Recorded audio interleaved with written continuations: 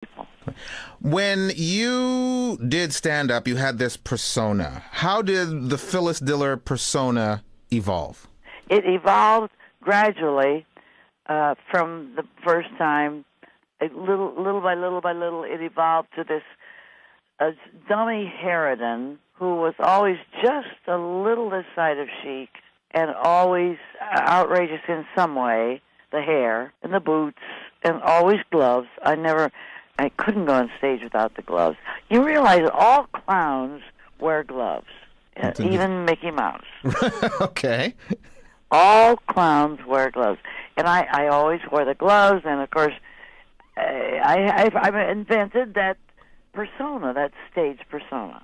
And here I am, the stupid housewife, who is obviously part of the problem. People love stupidity.